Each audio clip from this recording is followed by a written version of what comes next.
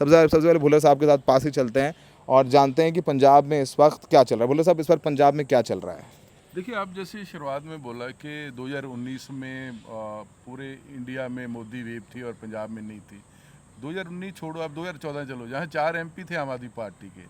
तो पंजाब में चाहे 2014 की बात कर ले, चाहे 2019 की बात कर ले, तो सेंटर मोदी बीजेपी की वेव नहीं थे, अलग ही सो देखा। क्योंकि सेंटर में चाहे कांग्रेस पार्टी रूल करे, चाहे अब बीजेपी पिछले 10 साल से रूल करे करिए, कभी उन्होंने पंजाब को समझा नहीं है। तो जब आप किसी कौम को नहीं समझते तो आपका जो हशर है वो फिर जीरो ही होता है। तो अभी भी प्राइम मिनिस्टर साहब ने 3 जगह रैली की और 30 को वो दोबारा है। उनको लगता है कि शायद हमारी जो शाहपुर सीट है, यहाँ जूनियर मिनिस्टर सोम प्रकाश उनकी पत्नी लड़ रही है, कि शायद हम जीत जाएं।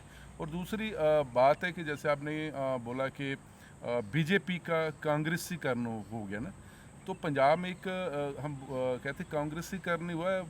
बीजेपी जो बोला जाता है ना कि ये हिंदू साइकी को लेके चलती है, हिंदू जमात को लेके जाती है, तो पंजाब में भी बीजेपी एक ऐसी पार्टी बन गई जहाँ कह सकते कि जट्टों का कब्जा हो गया। चाहे हम श्रोमणी अकाली दल की बात करें, वहाँ भी जट सिख है, आम आदमी पार्टी करे वहाँ जट सिख है, कांग्रेस पार्टी में कौन डोमिनेट करे, जट सिख। तो अब बीजेपी कैप्टन अमरिंदर सिंह के लेके आप बोलो, रवनीत सिंह बिट्टू का 3 दफ़ा का एमपी कांग्रेस का छोड़ के बीजेपी में आया। तो मोस्टली पहले जब बीजेपी में आप हिंदू चेहरे देखते थे, अब वो मंच पे जो बैठे होते हैं ना, प्राइम मिनिस्टर के साथ, जहाँ अमित शाह के साथ, या राजनाथ सिंह के साथ, जहाँ जगत प्रकाश नड्डा के साथ, तो अब जो पहली रो वहाँ जट सिख बैठे होते। तो ये लगता है कि बीजेपी को अब समझ लगा कि ये अगर पंजाब में रूल करना, पंजाब में सीटें लेके जानी है, तो कहीं ना कहीं जट सिख को आगे करना पड़ेगा। लेकिन फिर भी बीजेपी की एक इच्छा कि पूरे हिंदुस्तान में बहुत सारे ऐसे सूबे हैं यहाँ हमारी सरकार बन जाए, पंजाब में क्यों नहीं बनती। तो पंजाब को लेके सरकार तो बनाना चाहते हैं, पंजाबियों का दिल जीतना चाहते हैं, लेकिन उनके लिए काम नहीं करे। तो ये एक बहुत बड़ी, जैसे पंजाब में आप भी अक्सर सुना होता है, पंजाब एक स्टेट नहीं है, पंजाब एक स्पिरिट है, पंजाब एक सोच है।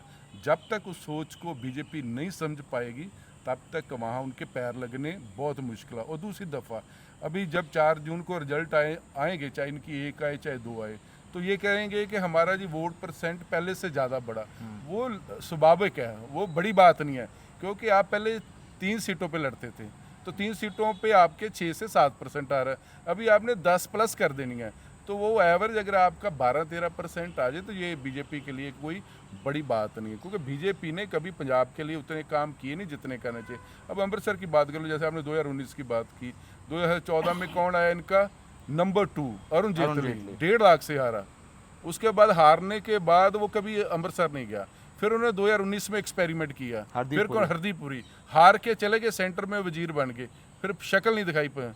अभी आगे तरनजीत सिंह संधू सीधा अमेरिका से, अभी अपना नाम क्या लिखा रहे, तरनजीत सिंह संधू समुंदरी, क्योंकि समुंदरी उनके जो बुजुर्ग थे और उन्होंने सिख कौम में बहुत बड़ा काम किया।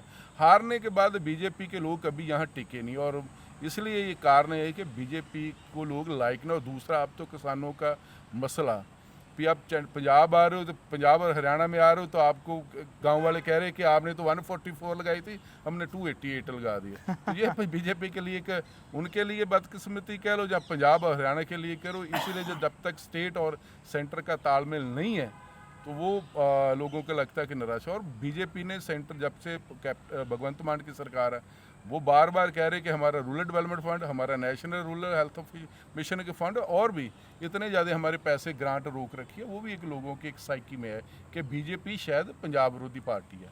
हाँ भुल्लर साहब, यहाँ पर ज़्यादातर, जैसे हम पटियाला की बात करें, लुधियाना, जालंधर, अमृतसर, यहाँ पर आम आदमी पार्टी और कांग्रेस की ही लड़ाई है।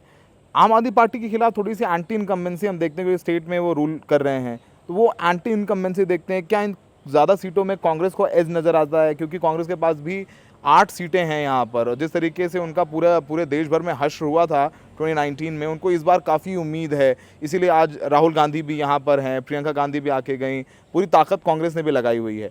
तो यहाँ आम आदमी पार्टी, क्या ये अरविंद केजरीवाल के जेल जाने का भी असर देखते हैं, या फिर उस पर एंटी इनकम्बेंसी भारी है? क्या भगवंत मान पॉपुलर हैं?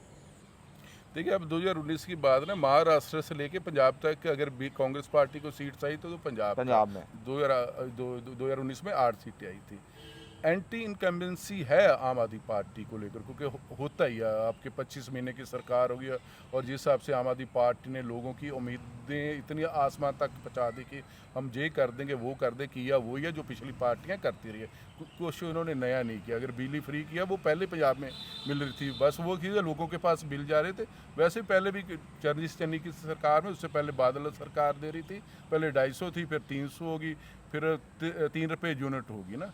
वो अगर आम आदमी पार्टी मान के उसको डेवलपमेंट मांग रही है, हालांकि जो फ्री सब्सिडी है वो बादल सरकार के समय से कृषि को मिलती रही, इस सेक्टर के और मिलती रही, उसको तो कभी पंजाबियों ने माना नहीं है कि ये मुद्दा डेवलपमेंट है।